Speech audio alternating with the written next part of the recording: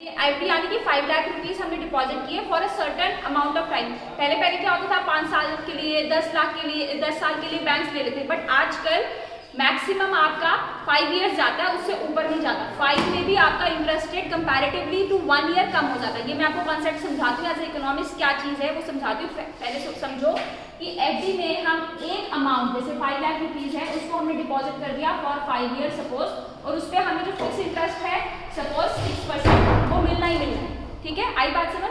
जब लेकिन आरडी क्या होता है, आरडी को बोलते हैं हम रिकरिंग डिपॉजिट्स, यानी हम पर मंथ सपोज 5000 रुपीज़ हर साल हर महीने बैंक के पास आ रहे। जैसे suppose I was giving tuitions, जब मैं अपने पीजी में दौरान होती थी तो मुझे 5000 रुपीज़ जो मंथली मिलते थे वो मैं जाके हर महीने बैंक में डिपॉजिट करती थी। फॉर एन ईयर मैंने वो 5000 रुपीज़ बैंक में डिपॉजिट किए, मुझे वो मेरी क्या बन गई, रिकरिंग डिपॉजिट है। वो भी कम टाइम डिपॉजिट है, मैंने एक साल के लिए उसको 5000 पर महीना देने हैं। आई बात समझ। अगर आपसे पूछा जाए कि इंटरेस्ट रेट एफडी में ज़्यादा होगा कि आरडी में, किस में ज़्यादा होगा, फिक्स में ज़्यादा होगा। कॉमन सेंस है, क्योंकि बैंक के पास आप एक ही इकट्ठा करके ज़्यादा पैसा रख रहे हो, 5000 धीरे धीरे दे रहे हो, तो उसको फायदा उसी में होगा ना, क्योंकि वो उस 5 लाख को जल्दी दूसरे लोगों को दे पाएगा। आई बात समझ। अच्छा, आप एक बात समझो, for this is not related to your written in exams but common sense, कि आजकल बैंक्स में आपको जो अगर सपोज आप ये आपने बताया कि आरडी और एफडी में, तो एफडी का आपने कहा कि रेट हाई होगा। अब मुझे बताओ कि अगर मैं अगर मैं 1 साल के लिए एफडी करती हूँ और 5 साल के लिए एफडी करती हूँ, तो इन दोनों में इंटरेस्ट रेट किस में हायर होगा, 5 साल कौन है ना, नॉर्मल लॉजिक के हिसाब से 5 साल होगा। ये पहले यही हिसाब चलता था, लेकिन आज अगर आप जाओगे अपना जहाँ आप लोगों का अकाउंट होगा बच्चे, अपना उसकी आपको बैंक का नाम पता होगा, जैसे जेके बैंक में यूजुअली होता है, जेके बैंक का आप ऑनलाइन खोलो, उसमें देखो कि उसकी एफडी की रेट क्या चलती है। आप पाओगे कि जब ज़्यादा ईयर्स की एफडी होती है ना, उसका इंटरेस्ट रेट कम होगा। क्यों होने लगा है, इसका कम होगा कंपैरेटिव टू 1 ईयर। क्यों होगा, इसलिए हो रहा है क्योंकि जिस हिसाब से देश में इन्फ्लेशन चलती है, जिस हिसाब से देश में इकोनॉमिक कंडीशन चलती है जो फ्लक्चुएट करते रहते हैं, जो आपका पैसा आज है वर्थ ऑफ मनी 5 लाख से, जो आज हम एक सपोज 5 लाख से हम लोग आज गाड़ी खरीद सकते हैं, बट वो सिर्फ 5 लाख से हम इन कमिंग 5 ईयर्स हम गाड़ी अफोर्ड नहीं कर पाएंगे। आज ही जो गाड़ी की बेसिक मॉडल होते हैं, जो ऑल्टो वगैरह होते हैं, वो 4.5-5 लाख की गाड़ी आती है मिनिमम, जो हमारा रिक्वायरमेंट। लेकिन आप 5 साल के बाद हम वो भी 5 लाख में नहीं आएंगे। तो आप समझ रहे हो कि उस 5 लाख की value over time is decreasing, क्योंकि हमारी इन्फ्लेशन बढ़ रही है, उसकी purchasing power of that money is decreasing. इसलिए बैंक को भी उस पैसे का कोई फायदा नहीं होगा। आई बात समझ। तो इसलिए अब बैंक्स भी प्रेफर करते हैं कि आप शॉर्ट टर्म एफडी कराओ। 1 ईयर तो मिनिमम ही होता है, बट इतनी ही कराओ। अगर आप ज्यादा देर की कराना चाहोगे तो आपका इंटरेस्ट रेट कम होता है। आई बात समझ।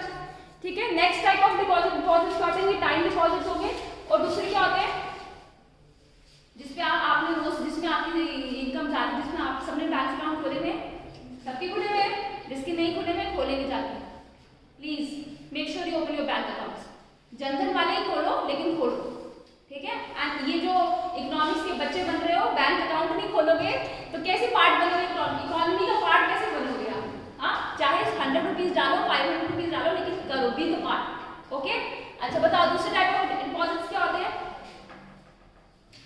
और टाइम तो एफडी होगी, जिसमें रोज हम जो जॉकी जनधन वाला अकाउंट खोलते हो आप, उसको क्या बोलते हैं, क्या बोलते हैं? दूसरे टाइप के होते हैं हमारे डिमांड डिपॉजिट्स। डिमांड डिपॉजिट्स, इसमें क्या हो रहा है बच्चे, 2 टाइप के, सेविंग अकाउंट और करंट अकाउंट। सेविंग अकाउंट वो जो हम सब ने खोला है अभी, जिसमें हम रोज पैसे डाल रहे हैं, जैसे मेरी सैलरी जिस अकाउंट में आती है ना, आप लोग जो जनधन में अकाउंट जो बेसिक नॉर्मल सेविंग अकाउंट खोला, जिसपे आप जब मर्जी पैसे डाल सकते हो, जब मर्जी पैसे निकाल सकते हो, उस पर कोई रोक टोक नहीं है। इसमें है क्योंकि ये टाइम डिपॉजिट्स है। इसमें भी बच्चे अगर आपने 5 ईयर्स के लिए कराया है, 5 साल का, आप पहले भी विड्रॉ करा सकते हो, लेकिन आपको उस पर इंटरेस्ट चार्ज होता है, आपका थोड़ा पैसा काट लेते हैं। ठीक है, विड्रॉ करा सकते हो, क्योंकि हमने बैंक का फीचर पढ़ा था ना कि आप मनचाहा विड्रॉल कर सकते हो, लेकिन जस्ट यू हैव टू पे सम इंटरेस्ट। इसमें क्या होगा, इसमें कोई इंटरेस्ट नहीं है, आप जब मर्जी दो, जब मर्जी दो। लेकिन हाँ, इस सेविंग अकाउंट्स में अगर सपोज इसमें जो इंटरेस्ट बैंक कैसे पे करता है, बहुत कम होता है, मेरे ख्याल से 3% होता है। I am not sure, I guess 3% interest होता है सेविंग अकाउंट में। मतलब आज जैसे मुझे अगर सैलरी मिली है तो अगर मैं उसको खर्चूँ ना, अगर मुझे मार्च की जो सैलरी मिलेगी उसको मैं खर्चूँ नहीं, अपने अकाउंट में रखी रखूँ, हर मंथ मुझे इंटरेस्ट नहीं मिलता, क्वार्टरली इंटरेस्ट मिलता है ऑन सेविंग इंटरेस्ट। यानी कि जो मुझे सैलरी मिली है, सपोज अगर समझ आई बात को, यानी कि मेरी 50K है, सपोज इतनी है नहीं, खुश मत हो जाओ, ठीक है, ठीक है, 50K अगर मेरी सैलरी है तो मुझे आज के मार्च के महीने में उसको इंटरेस्ट नहीं मिल रहा है, मार्च के महीने मुझे 3 मंथ्स के क्वार्टर के हिसाब से मिलती है। यानी मैंने मार्च में डिपॉजिट कराया तो मार्च, अगर 3 मंथ लगा लो, मार्च अप्रैल मई, उसके मई में जाकर मुझे उसके पैसे मिलेंगे, इंटरेस्ट 3% ही मिलता है। आई एम नॉट श्योर, से कम भी हो सकता है। आई बात समझ? बट मैं इसको 50K को जब मर्जी विड्रॉ और इसमें और ऐड भी कर सकती हूँ, डालती जाती हूँ। आई बात समझ? अब तीसरा होता है ये, अगर नेक्स्ट होता है चौथा हमारा current account. Current account basically बच्चे कौन खोलते हैं, जो कि हमारे कौन होते हैं, आपने बिजनेसेस सुने हैं, आपके घर पे कोई बिजनेस करता है, बिजनेस फैमिली से कोई है? जो बिजनेस फैमिलीज होती है, जो बिजनेस जैसे जिसने अपनी शॉप चला रहे हैं या कुछ भी चला रहे हैं, वो यूजुअली करंट अकाउंट खोलते हैं, ठीक है। क्यों? क्योंकि उन्होंने डेली बेसिस में ह्यूज अमाउंट ऑफ कैश में डील करना होता है, रोज पैसे या किसी को देने हैं या तो जुड़ाना है। हम जो सेविंग अकाउंट में तो जब हमारे पास आएंगे हम तभी डालते हैं, जब हमारी सैलरी में आए, किसी ने गिफ्ट दिया, कहीं से आए तो डाल। इस वाले में डेली बेसिस में काम होता है। क्यों? क्योंकि दुकान का काम है, डेली बेसिस में काम होगा। अब इसमें आपको गवर्नमेंट बैंक्स कोई इंटरेस्ट नहीं देती, इसमें 3% दे रही है, वो भी मुझे लगता है 3 भी नहीं, आज चेक करना कितना देती है। करंट अकाउंट में बच्चे कोई इंटरेस्ट नहीं देती बैंक, ठीक है। लेकिन इसमें फैसिलिटी क्या देती है वो समझो। एक फैसिलिटी देती है जिसको बोलते हैं ओवरड्राफ्ट।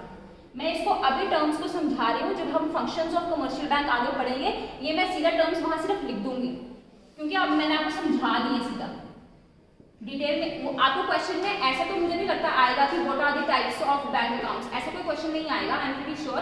बट जरूरी जब हम फंक्शंस ऑफ कमर्शियल बैंक पढ़ेंगे उसमें ये टर्म्स यूज होंगी, इसलिए मैं अभी आपको डिटेल में समझा रही हूँ। ओवरड्राफ्ट की फैसिलिटी क्या होती है, जैसे आज मेरा बैंक, मेरी दुकान है, मैंने अपना रॉ मटेरियल मंगाया, तो उस रॉ मटेरियल का मुझे पैसा देना है, ठीक है। टाइम हो गया क्या? टाइम बता नहीं, मैं फोन ढूंढ रही हूँ, टाइम है ना अभी? अच्छा, तो क्या बोल रही हूँ, हाँ, तो मैंने अगर सपोज अपनी दुकान के लिए जो रॉ मटेरियल मंगाया उसकी मुझे पेमेंट करनी है ना। हम रिटेलर हूँ मैं, मुझे होलसेलर को पेमेंट करनी है, लेकिन मुझे पास पैसे कब आएंगे? जब मेरा सामान बिकेगा तो मेरे पास पैसे आएंगे ना, तो फिर मैं उसको पेमेंट कहाँ से करूँगी? तो मैं क्या करूँगी, बैंक को बोलूँगी मुझे दे दो ओवरड्राफ्ट फैसिलिटी। यानी कि अगर मेरे बैंक में सिर्फ 1000 रुपया हो, लेकिन मैं उस चेक जो काटूंगी वो मैं 2000 का भी काट सकती हूँ, यानी इतना पैसा ना होने के बावजूद उससे ऊपर भी काट सकती हूँ। आई बात समझ? ओवरड्राफ्ट का वर्ड समझ आ गया सबको, ठीक है। जितना बैलेंस ना भी हो उससे ऊपर भी कर सकते हैं। अब वो कितनी क्या टर्मिनोलॉजीज है कि बड़े जो बिजनेसेस होते हैं उनको ज़्यादा ओवरड्राफ्ट की फैसिलिटी मिलती है, छोटे वालों को आप 1000 है तो 5000 तक ही आप ज़्यादा कर सकते हो, लेकिन जो बड़े बिजनेसेस होते हैं उनको ज़्यादा अलाउड होता है। क्यों होगा? क्योंकि उनको पता है कि ये लोग इतने कैश में डील करते हैं, अगर मैं आज को उसको 50,000 5000 पे 50,000 भी करने दे रहा हूँ, मुझे पता है कि कल परसों तक उसके 50,000 अकाउंट में आ जाएंगे।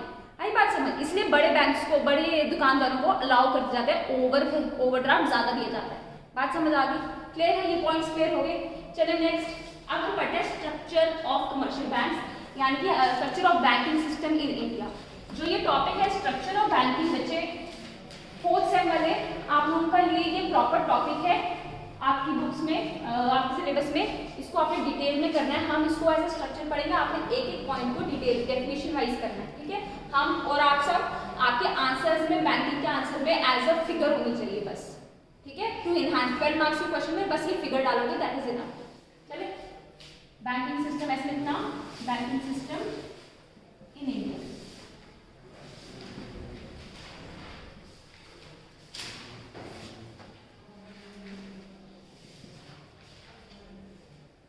इंडिया में रेगुलेटरी बॉडी, बैंक्स का रेगुलेटरी बॉडी कौन है? बैंकर्स का बैंक कौन है?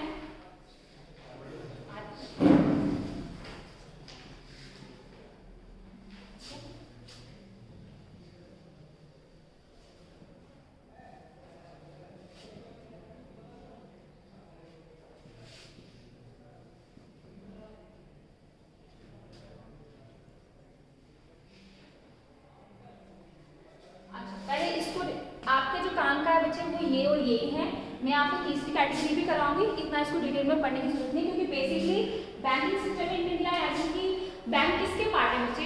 India bank is a part of financial institutions, हमारे देश में जितना भी पैसा फाइनेंस के रिलेटेड जितनी भी इंस्टीट्यूशन है, बैंक उसका एक पार्ट है। बट इनके अलावा भी और भी फाइनेंशियल इंस्टीट्यूशन है जिसको हम लास्ट कैटेगरी में डालेंगे। इसमें सिर्फ आपको नाम लिख देना, एक दो एग्जाम्पल ला देना, बस उतना काफी हो जाएगा। ठीक है, चलो बेसिकली आपको फोकस क्या करना है आरबीआई पे। आरबीआई का टॉपिक है हम कमर्शियल बैंक करने के बाद उठाएंगे, फिर उसमें डिटेल में उसमें पढ़ेंगे। अब आ जाओ scheduled and non scheduled banks को हम दो कैटेगरी में डिवाइड करते हैं। शेड्यूल्ड उन लोगों को बोलते हैं, एक आरबीआई का एक्ट, यानी आरबीआई जब बना था 1935 में, उसकी एक होता ना क्या बोलते हैं रूल्स एंड रेगुलेशंस एक्ट बना था, उसके तहत हमारा सेकेंड शेड्यूल्ड बैंक्स लिखना है इसको। ठीक है, उसका जो वो एक्ट है एज पर आरबीआई एक्ट 1934।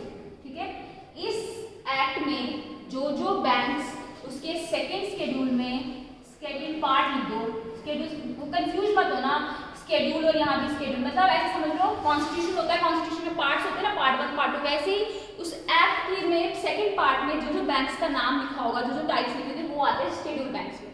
ये कौन से बैंक्स होते हैं? ये वो बैंक्स होते हैं जिनका मिनिमम कैपिटल 5 लाख से अबव हो। कैपिटल यानी जितना आपने उस बिजनेस टर्म्स में उतना पैसा लगाया है, उस बिजनेस को बोलते हैं कैपिटल। जैसे मैंने दुकान खोली तो मैंने 5 लाख का उसमें ये उसका स्ट्रक्चर बनाया, उसमें स्टॉक खरीदा, सब कुछ मैंने 5 लाख की दुकान बनाई, उसको क्या बोलेंगे? मैंने 5 लाख की कैपिटल इन्वेस्टमेंट करी उस दुकान। तो जिस बैंक्स भी तो अपना पूरा स्ट्रक्चर बनाएंगे, सब कुछ खर्चा करेंगे, तो कहते हैं कि 5 लाख से ज्यादा जिस बैंक की कैपिटल रिक्वायरमेंट इन्वेस्टेड हो वो इसमें आते हैं।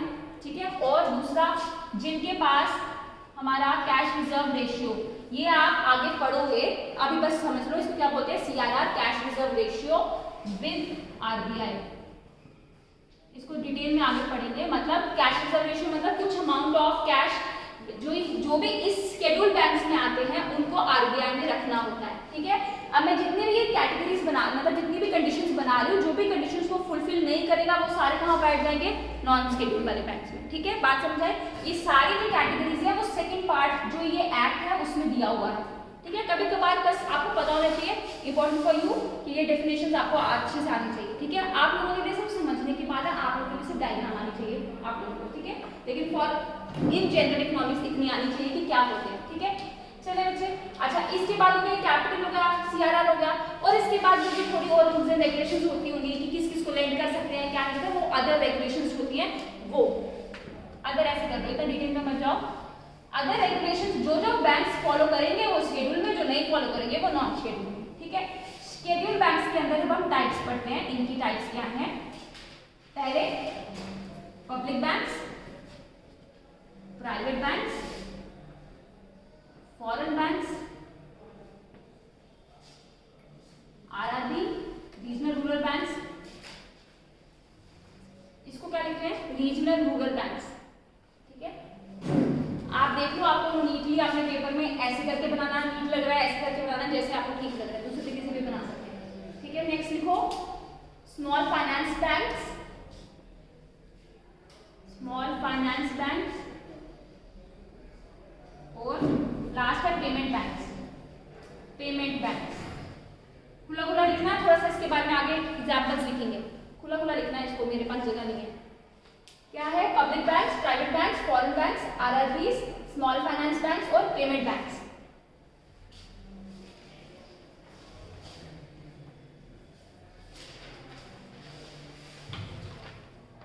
लिखा सबने? अब इंडिया में सबसे पहला बैंक अगर आपको जाना जाए, किसी को पता है सबसे पहला बैंक? Bank of Hindustan. लेकिन क्या हुआ कि हिंदुस्तान बैंक जो था वो बंद चला, सबसे पहला bank was bank of Hindustan, लेकिन वो थोड़े कुछ साल के बाद वो बंद हो गया। फिर उसके बाद ईस्ट इंडिया कंपनी, ये कब की बात है? मैं 1700 की बात कर रही हूँ, जब मुगल से हमारे यहाँ पे, तब हमारे ये बैंक था। फिर later on East India Company जब आई, ब्रिटिशर्स आए, उन्होंने 3 नए बैंक खोले, Madras bank, Bombay bank, Bengal bank. ठीक है, फिर ये तीनों बैंक जो हो गए वो हो गए कंबाइन करके इंपीरियल बैंक। इंपीरियल बैंक का नाम सुना है? ऐसी कोई बात हो गई, ये तीनों का बैंक को इकट्ठा करके मर्ज करके एक बैंक बनाया, इंपीरियल बैंक। और फिर जब इंडिया आजाद हुआ तो 1955 में हम उस इंपीरियल बैंक को ट्रांसफॉर्म कर दिया SBI।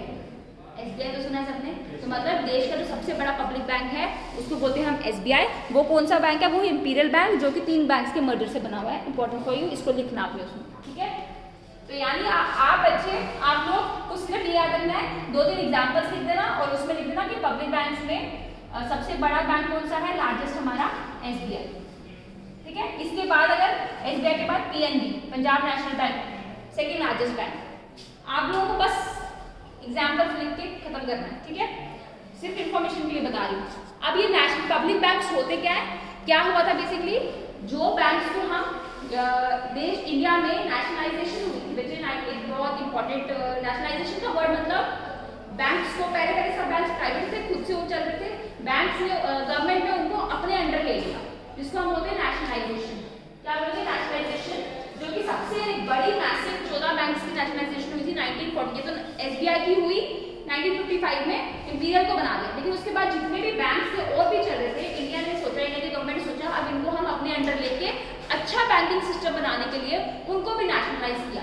This was in 1949 nationalisation of banks, जिसमें 14 बैंक्स और अब क्या बन गए PSUs, इनको मतलब PSUs नहीं मतलब पब्लिक सेक्टर बैंक्स बोल सकते हैं या पब्लिक बैंक्स बोल सकते हैं। कम अगेन क्या बोल रहे हो, पब्लिक सेक्टर बैंक्स में, हाँ देर आर अभी मेरे ख्याल से 11 बैंक्स हैं यहाँ पे। आप और एग्जांपल बोलो, आप लोगों को पता होगा, और एग्जांपल बोलो पब्लिक सेक्टर बैंक्स की। जैसे तुमने बोला है अभी लेटेस्टली बैंक्स ने बहुत सारे बैंक्स को मर्ज करके अब हमारे पास शायद सिर्फ 11 बैंक्स रह गए हैं। देखो 11 नहीं 12 रह गए, देर आर ओनली 12 बैंक्स। बहुत बैंक्स थे हमारे पास, but latestly Canara bank, bank of Baroda, state bank of Patiala, ये इतने बैंक से सबको अब इकट्ठा करके बस 12 में छोड़ दिया। इकट्ठा क्यों किया, क्योंकि गवर्नमेंट के ऊपर इतना खर्चा आ रहा था, गवर्नमेंट में आप लोग डिफॉल्ट करके भाग रहे थे और सारा नुकसान गवर्नमेंट को उठाना पड़ रहा था, इसलिए उन्होंने कहा कि सबको इकट्ठा कर दे ताकि हमारा खर्चा कम हो, ठीक है। नेक्स्ट क्या है बच्चे, प्राइवेट बैंक्स। प्राइवेट बैंक्स मतलब जो गवर्नमेंट के अंडर नहीं है, जो खुद के ओनर चला रहे हैं। प्राइवेट बैंक्स के एग्जाम्पल बताओ, सबसे लार्जेस्ट प्राइवेट बैंक बताओ,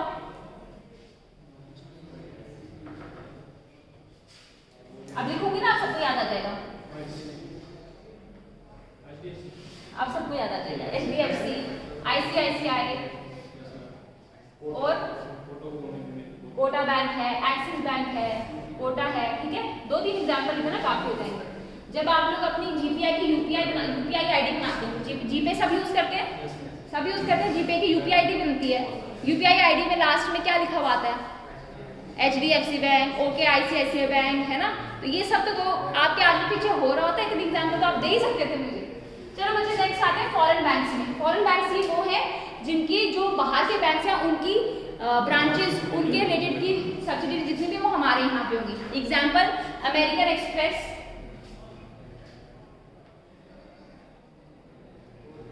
और किसी को सुना है, सिटी बैंक, लिखो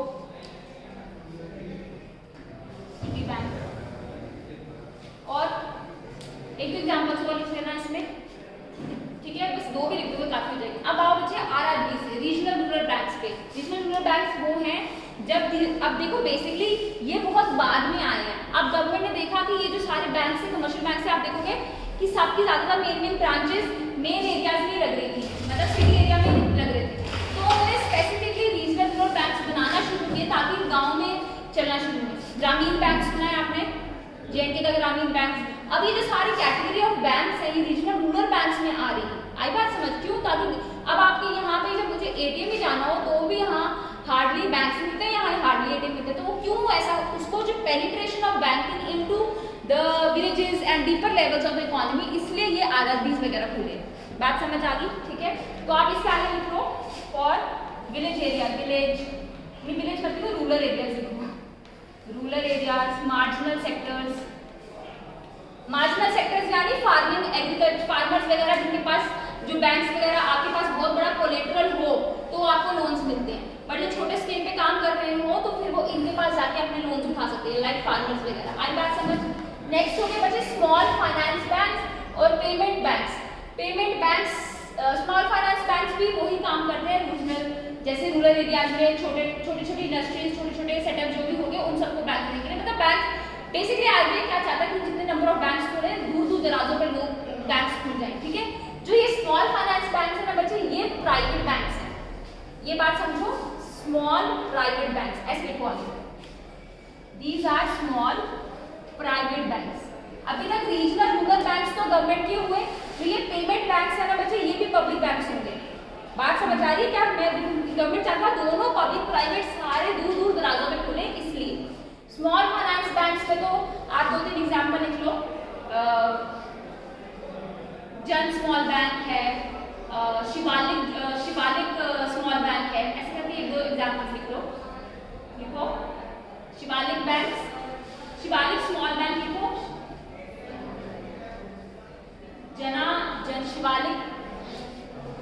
शिवालिक स्मॉल बैंक, जना स्मॉल बैंक, उत्कर्ष स्मॉल बैंक, सूर्योदय, अब जिसको जो नाम याद रखे जिसको वो याद रखे।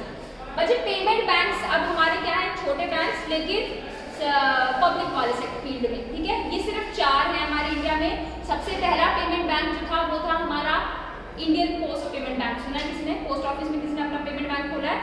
वो भी खोल सकते हो। उसमें आज अभी लेटेस्ट बच्चे वो महिला सेविंग स्कीम खुली है सॉरी महिला सेविंग स्कीम निकाली थी गवर्नमेंट ने अभी पीछे। उसमें आप 2 लाख रुपए जमा कराओ तो उसमें आपको बहुत ज़्यादा इंटरेस्ट दे रहे हैं, मेरे ख्याल से 7.5%। प्लीज़ थोड़ा बहुत इन स्कीम्स के बारे में याद करो और यूज़ भी करो। तो वो आपको पोस्ट ऑफिस में जाके खुलवानी थी। अच्छा एक सुनो, और 4 पेमेंट्स बैंक है हमारे यहाँ पे। एक तो पोस्ट ऑफिस वाला हो गया, एक अभी लेटेस्टली करंटली एक पेमेंट बैंक चल रहा है जिसके ऊपर आरबीआई ने वो लगाई है, पेटीएम वाला, ठीक है। पेटीएम भी हमारा पेमेंट बैंक में आता है, लेकिन अब उसके ऊपर थोड़ी बहुत क्या हो रहा है वो चल रही है, वो शब्द के दायरे में आ गया है। तो इसकी एग्जाम्पल लिख लो, एयरटेल, पेटीएम और हमारा इंडियन पोस्ट पेमेंट्स बैंक, ठीक है। शेड्यूल बैंक क्लियर हो गया आपके। नॉन शेड्यूल वाले में आप 3 कैटेगरीज में पढ़ लेते हो, कोऑपरेटिव्स, लोकल एरिया बैंक्स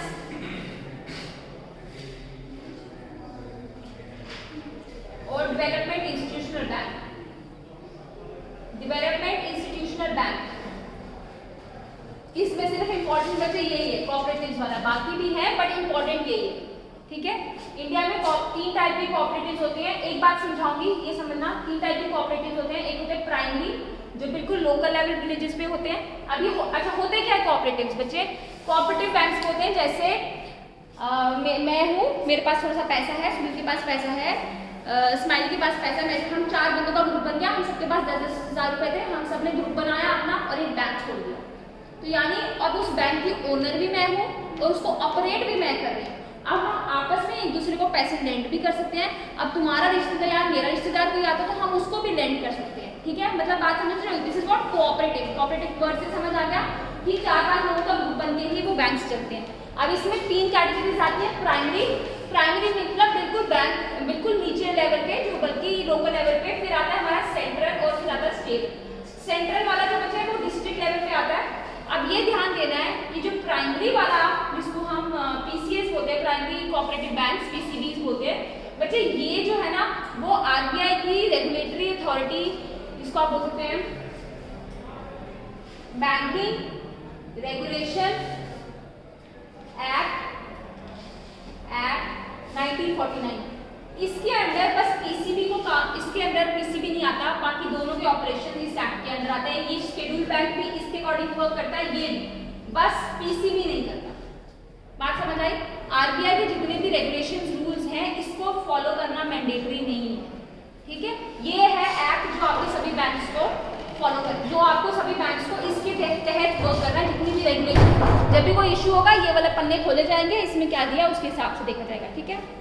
अच्छा शेड्यूल बैंक्स हो गया, ये हो गया। अच्छा लास्ट कैटेगरी जो है बच्चे वो लिख लो, फिर क्लास एंड करते हैं। लास्ट कैटेगरी लिखो, non banking financial institution, NBFC.